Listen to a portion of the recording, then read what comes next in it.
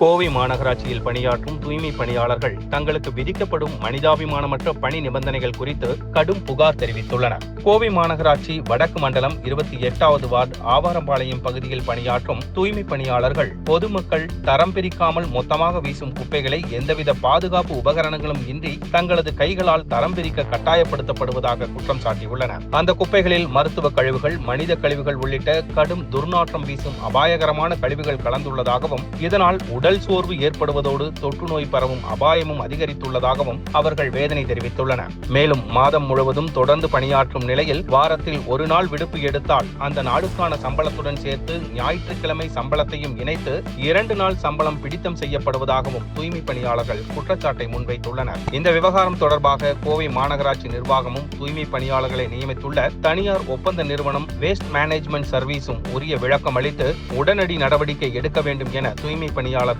கோரிக்கை விடுத்துள்ளனர்.